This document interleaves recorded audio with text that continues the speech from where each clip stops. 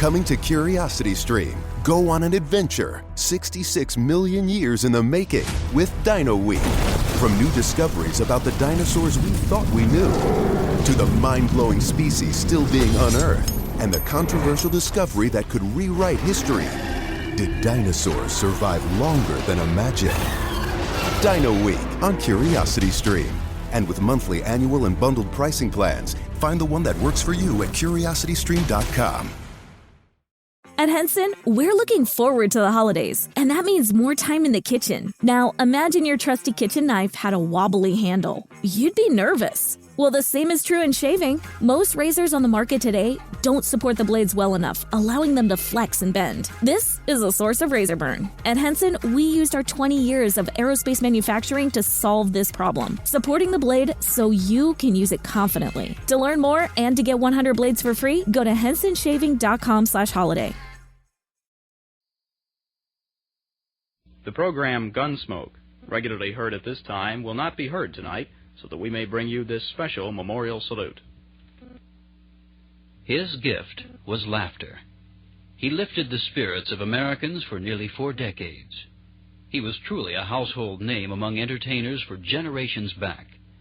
He was America's beloved penny-pinching comedian who also played a serious violin. He was a star in vaudeville, radio, motion pictures, and television.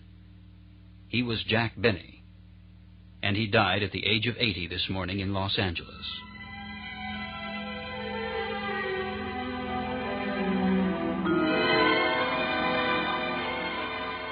He seemed in fantastically good health, even after passing his 80th birthday this year in February, but he was taken ill last October. When he was released from the hospital, his sense of humor prevailed. Said Benny, "I won't even have a stomach ache until I get the hospital bill." When not performing, Benny led a quiet life with a few close friends, among them comedian George Burns. His marriage was one of the most lasting in Hollywood. In recent years, Benny had cut his television appearances to 2 or 3 guest shots and 1 or 2 specials. Last year, one of the shows was titled Jack Benny's First Farewell Special. It was followed this year by a second farewell special. Prior to that show, he told interviewer Ed Kearns that he felt the Benny Farewell Special was a good title. Last year, I had my first farewell, which was funny, because there's so many people that always say this is my farewell appearance, and then they come back and they make more appearances. Now, the reason I'm calling this one the second farewell, because I played Las Vegas. Since my first farewell, I played theater. And the minute I mention to the audience, I want you to watch my next special, which is called My Second Farewell, they all laugh like hell. And that means that they not only remember the show, but they remember the title. Well, anytime they can remember a title of a show, it's silly not to use it. Jack Benny became America's foremost funny man during the 30s and 40s, with a variety of personality quirks. His stinginess, big blue eyes, ear-smarting violin playing, an ancient Maxwell automobile, and insistence at all times that he was only 39 years old. His Sunday night show, heard coast to coast, was a family affair, with Phil Harris, Dennis Day, Rochester, his wife, Mary Livingston, and his announcer, Don Wilson.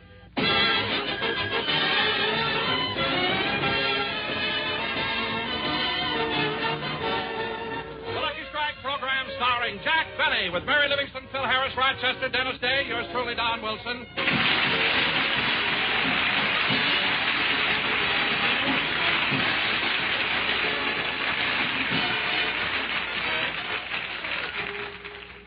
And now, ladies and gentlemen, let's go out to Jack Benny's home in Beverly Hills, where we find Rochester helping Jack fix up his scrapbook.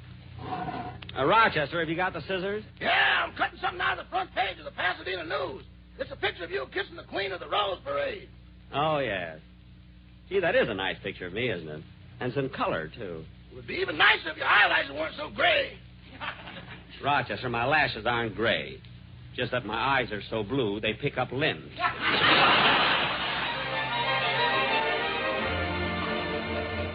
Actually, Jack Benny was born Benny Kubelski February 14th, 1894, in Chicago, and he grew up in nearby Waukegan, Illinois, which through the years became another source of his humor.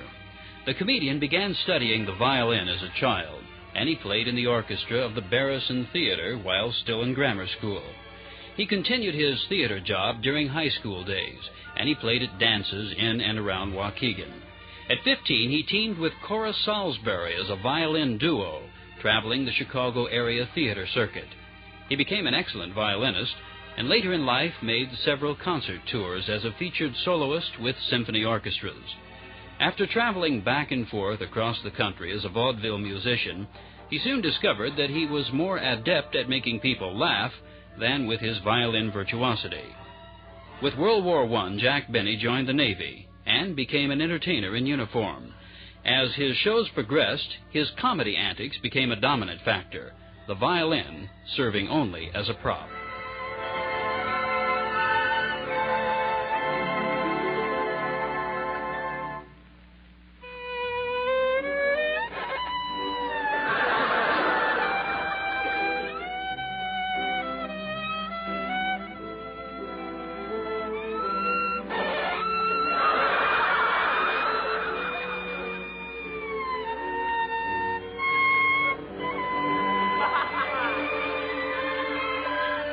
Following the war, he went on tour, again vaudeville. While traveling the West Coast, he met his wife, Sadie Marks, a hosiery clerk at the Los Angeles May Company. The couple was married in Waukegan in January 1927. Benny remained in Southern California to work in a series of undistinguished motion pictures. Then, early in the 1930s, he turned to the relatively new field of radio, where he found instant success. For almost a quarter of a century, Jack Benny was a Sunday night radio fixture with a program adjacent to the popular Fred Allen Show. A friendly feud ensued, and a couple of years ago, Jack talked about it. My feud with Fred Allen started out by accident. A lot of people imagine we planned it, but if we had, it would not have been successful. The feud started with a little 10-year-old boy who played a violin solo on my program. And the following week, Fred Allen made derogatory remarks about my violin playing. So I answered him on my program, knowing he would listen to it. And he knew I was always listening to his show, so then he answered me. And this went on week after week until we got into the feud. And we were into the feud 7 or 8 months before we even discussed it with each other over the phone about what to do next. That's why it was a successful feud. It would have never been any other way. Here's a portion of the Fred Allen Show on which I appeared as guest. Jack, this is quite a surprise, you dropping in. I didn't know you were going to be here tonight. I didn't know it either, Fred, until I heard you announce it 5 times last week. But don't get me wrong, Freddie. I appreciate that build-up. I'm one guy who knows that it pays to advertise. Now, listen here, Benny. If that's a hint, you're not getting 1 cent for crawling in here tonight, and you know it. Why, Fred, I didn't expect to get paid for this. I haven't any more right to take money for working on this program than you have.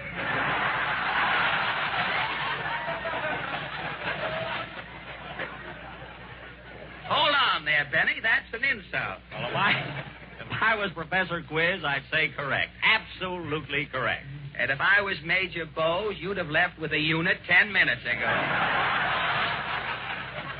Hey, that's nice work if you can get it. You know, Freddie, I wouldn't mind being back in vaudeville again, though, would you? Ah, those were the good old days. Yes, sir. Say, Fred, no kidding, will you ever forget the time you and I were together at the Orpheum Theater in Sioux City, Iowa? Yep. Only I was on the stage. I don't care, Freddie. I made more money selling peanuts in one day than you did all week. Well, Jack, I didn't make much money in those days, but I was a pretty good juggler. Remember how I used to toss those Indian clubs in the air and do a funny monologue at the same time? I sure do. And, Fred, you remember when you dropped those clubs? How you'd let them lay there right alongside of your jokes? Yeah. Well, Fred, anyway, a lot of water has gone over the Darn since then, huh? Over the Don? Yes, Fred. You know how careful we have to be. Well, the feud was only skin deep, as he and Fred Allen were good friends. Jack Benny's portrait as a grudging loser endeared him to millions. He was the perfect foil for con men and visiting comedians. He surrounded himself with a top cast, including his wife, who by that time had changed her name to Mary Livingston. Here's Jack with Mary and the all-star cast on a special program for the Armed Forces, staged in New York on December 27th, 1942. 32 years ago tonight.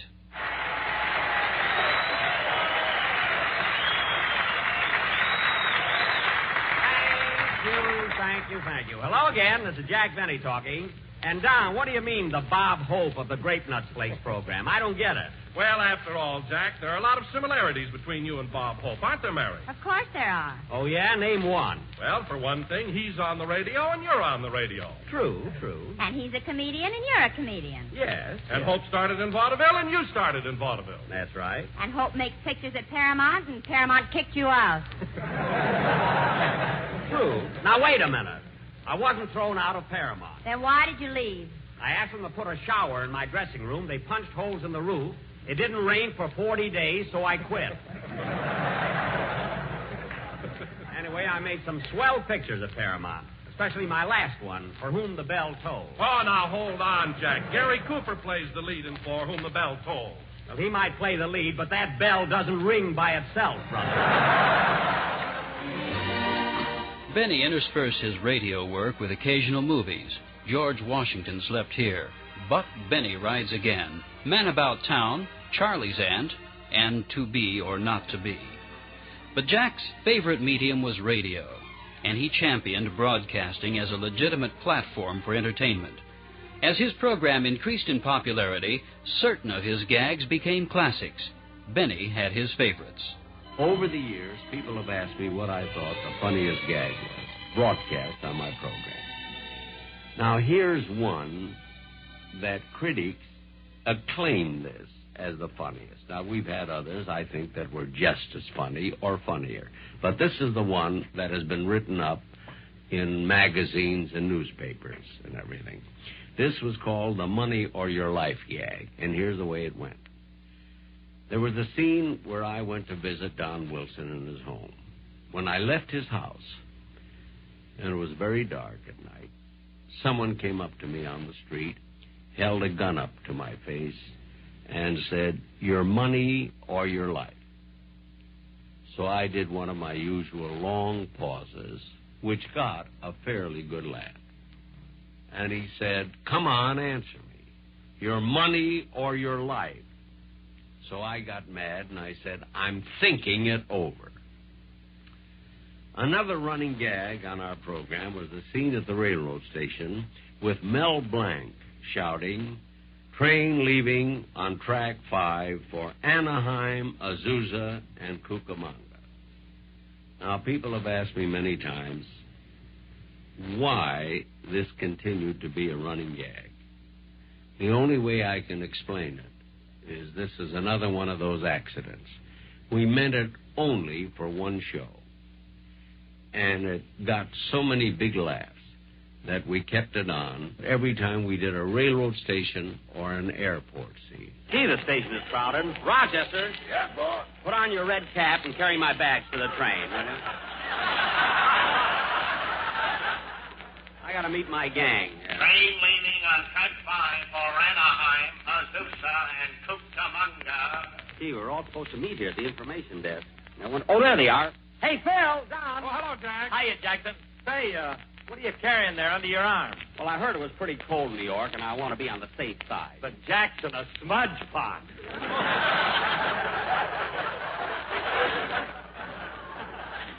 Well, I'm not taking any chances. Train leaving on track 5 for Anaheim, Azusa, and Cucamonga. Does anybody want to go to Anaheim, Azusa, or Cucamonga? During World War II, he took his company across the country several times, entertaining at armed forces camps and hospitals. Jack Benny also visited American troops in Africa, New Guinea, Australia, and island installations in the Pacific.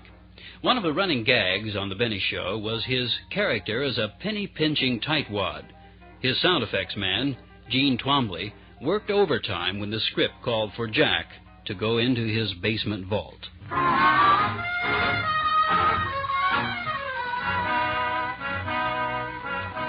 Mary, what'd you come over here for anyway?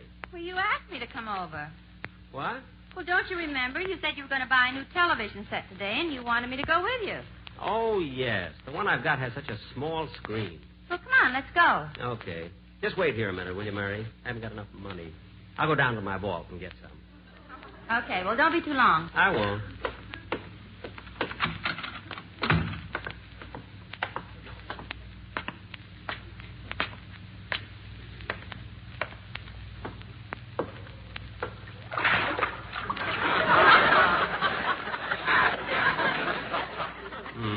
Here come my alligators. One of them still has that bandage on him. I thought sure he'd be healed by now. I only took off enough to make a belt.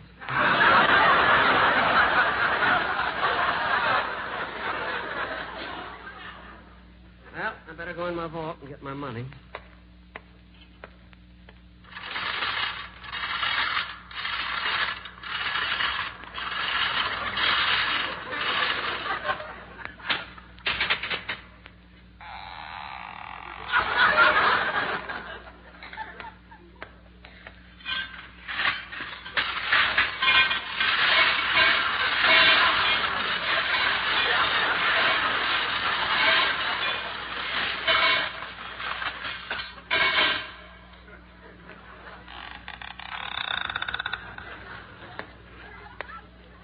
Oh, who goes there, friend or foe? Friend. What's the password? No loose ends. Oh, it's you, Mr. Benny. Yes, I just came down to get some money.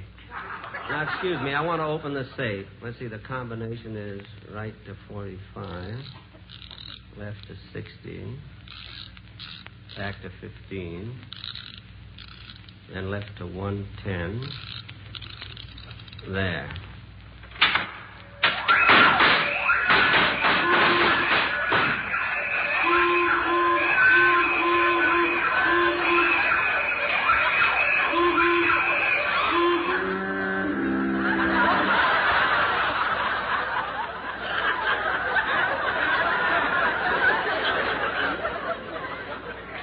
Mr. Benny, who installed that alarm for you?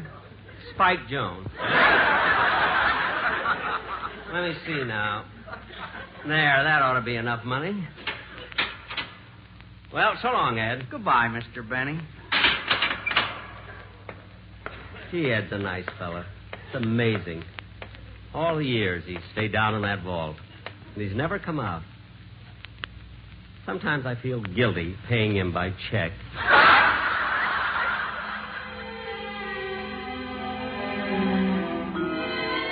In real life, Jack Benny was generous and shy, once remarking that although writers like to make him out to be a very complex person, he was actually simple and grateful. In his words, "I've only been married once and never have been to a psychiatrist." Throughout his career, Jack Benny used the composition Love in Bloom as his theme. He talked about it with his friend Johnny Carson in 1968 on a Tonight television show. I do not like that number. No. And I have a very good reason for disliking it as a theme song. I'm glad you mentioned it, by the way. Gives me a chance to say something here for a little bit. But when you mentioned Love in Bloom, it was such a relief not to hear it, because I love it as a number. I think it is a beautiful song. It's very pretty. But the reason I do not like it as my theme song, because it has absolutely no significance. It has nothing to do with a comedian. You see, now you take a theme song like Bob Hope's, Thanks for the Memory. That means something, doesn't it? You're thanking Bob for the wonderful, marvelous things this man has done during his career, and he's thanking them for their response. Or take Danny Thomas's theme song, Danny Boy, makes sense. But I'd like one person in this room to tell me Now, I'm going to read some of the lyrics. I don't think I know the lyrics. Of Love and Bloom. I want one person in this room to be able to tell me what this has to do with a comedian or me. Now, listen to these words. Can it be the trees that fill the breeze with rare and magic perfume? Now, what's that got to do with me? Unless it's the way I walk. I don't know of anything. That could be it. Huh? That could be it. That could be it. Can it be the tree? That's for a dog act or something. It isn't for me. How did it come about? That became your theme.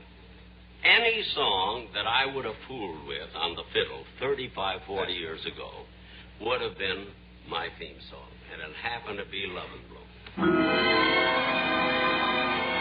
Although the comedy violin became Jack Benny's trademark, music, serious music, played an important role in his life. I think it's the most important thing to me, and it's the thing I enjoy doing most are the concerts that I do all over with the symphony orchestra, for which I don't get paid. Do you still practice? I should practice. I even brought my violin here to practice. I should practice more because even though they don't expect anything, it should be a little bit good. It should be a little bit better than I'm practicing. But they go over just as big no matter how I play. But you play well? No.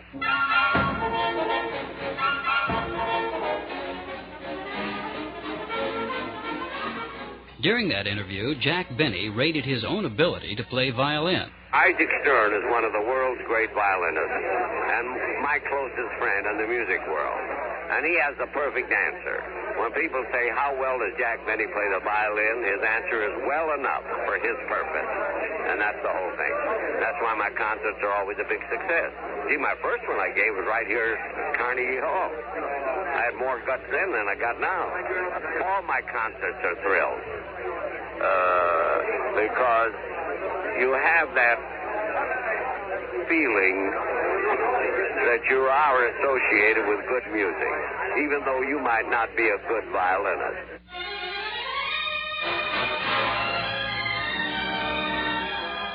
Last February, Jack Benny turned 80 years old.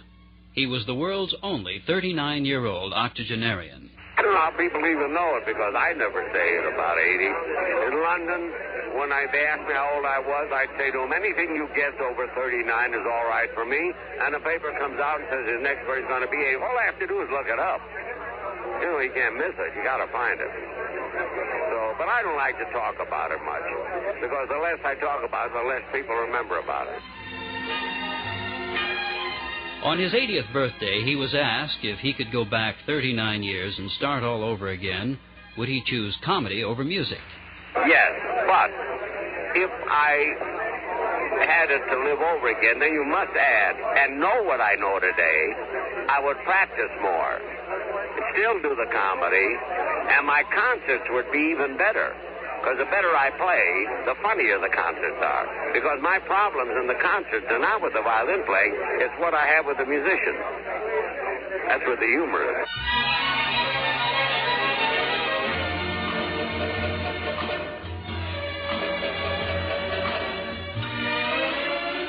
Jack Benny. To those who grew up with radio, and to those who met him first on television, he was a giant.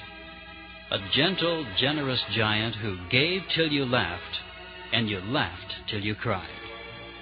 Jack Benny's heritage, the gift of laughter. This is Jack Benny. I'm a little late. Good night, folks.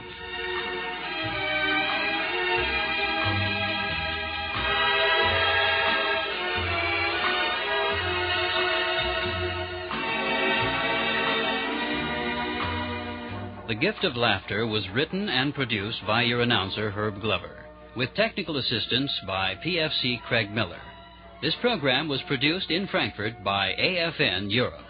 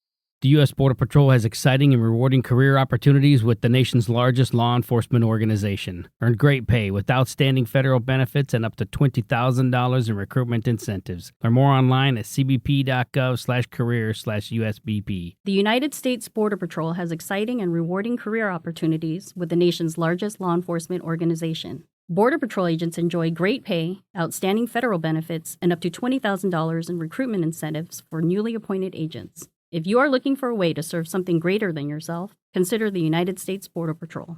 Learn more online at cbp.gov/careers/USBP. That's cbp.gov/careers/USBP.